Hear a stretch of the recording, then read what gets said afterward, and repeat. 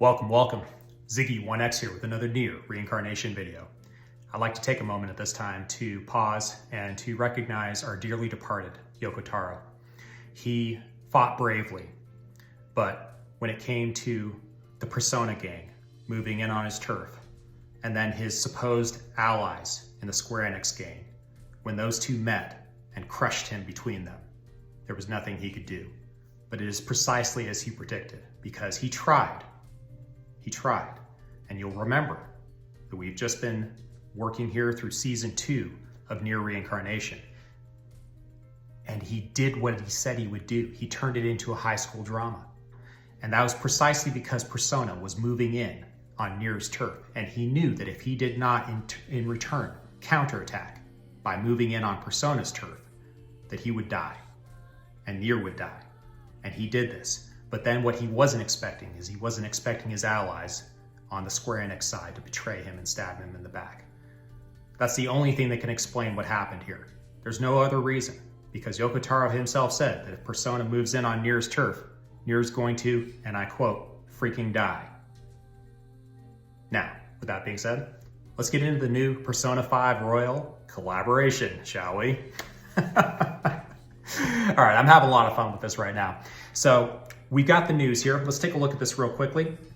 I'm going to go through and do a few things. I want to share some candid, kind of on the spot thoughts. I'm on my way out of town right now, and I just wanted to make this video before I got too tired with all the work that I got coming down at me this week. It's going to be another one of those rough weeks. I'm going to get beat up. I'm going to be sore. I'm going to be tired.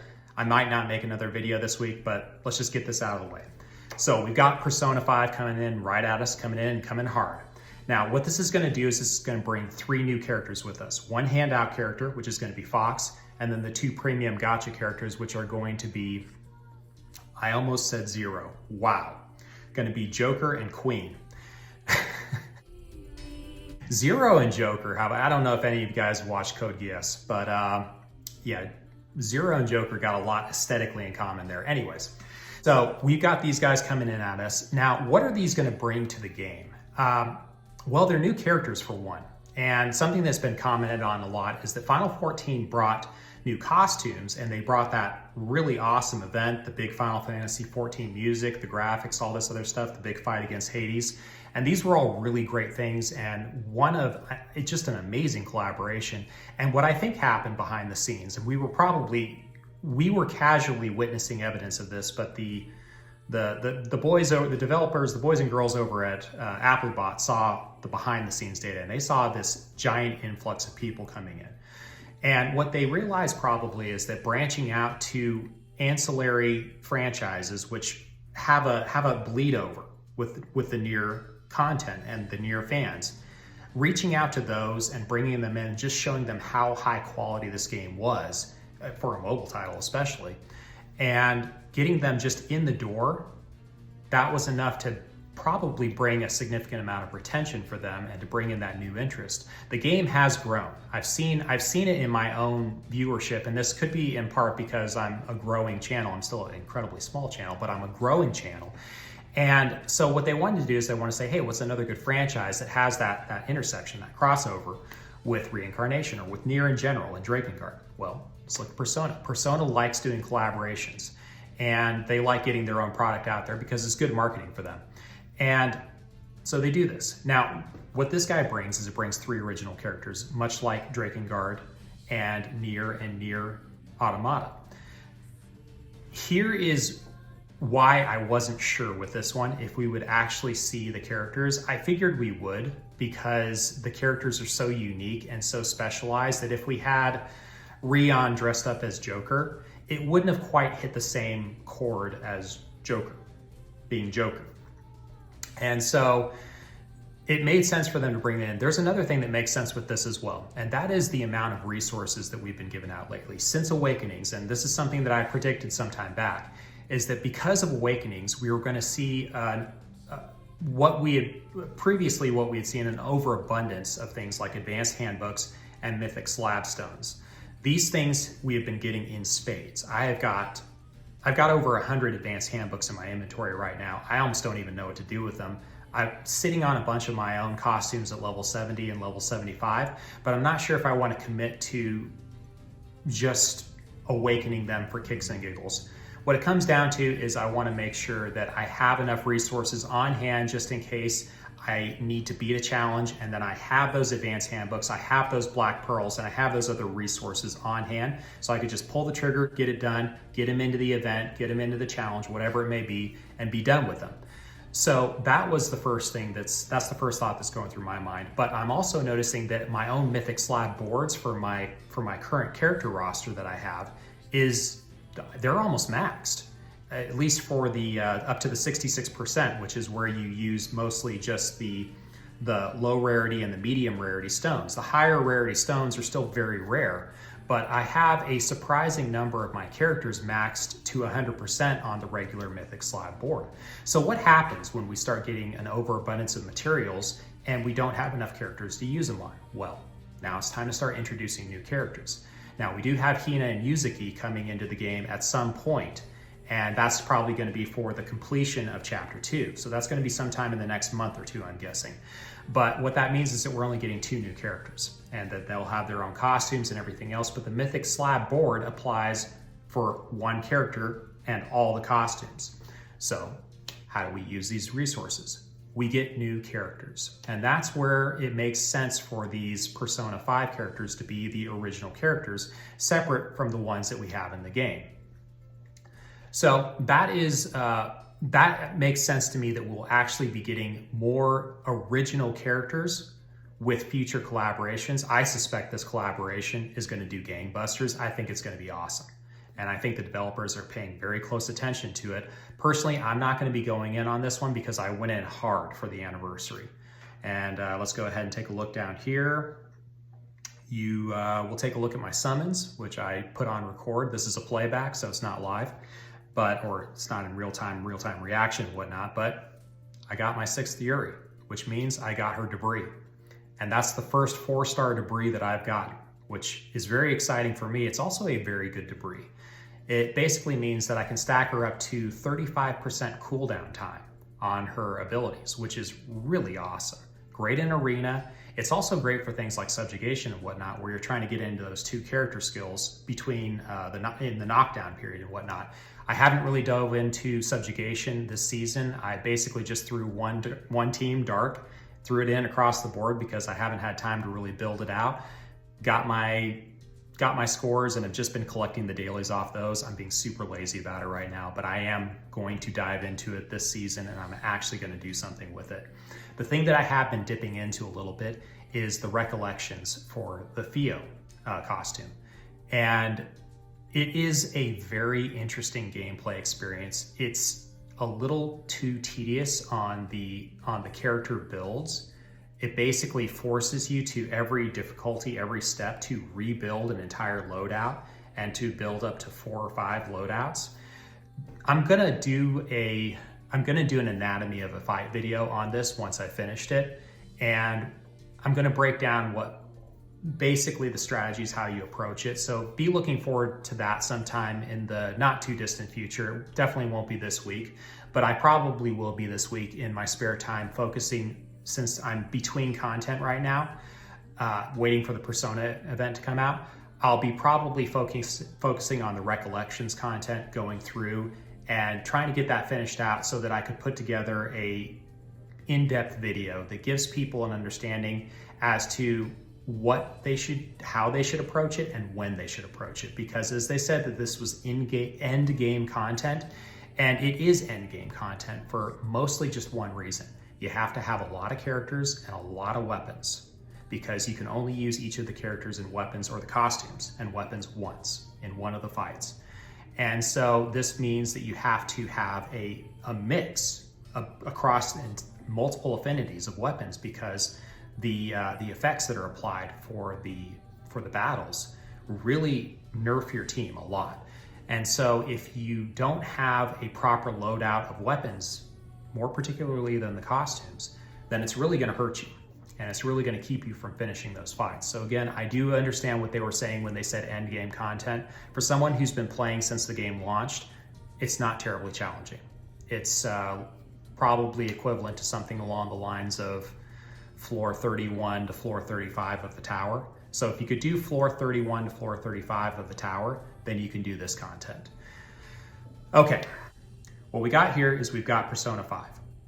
And these are the rewards that we're going to be getting. We're going to be getting the gold, very useful, especially for newer players. And this gold is going to be something that's weighed much more heavily towards those newer players because you need it to upgrade your characters, your costumes, your weapons, your memoirs, that's a big thing, and everything else. So you need that gold. 3 million gold, it's a nice, good little bit to get started. This is going to be something that they're going to be giving out to you newer players. Any of you watching this, go ahead, pick up that gold, be thankful for it because it's a lot more than we were getting when we were starting.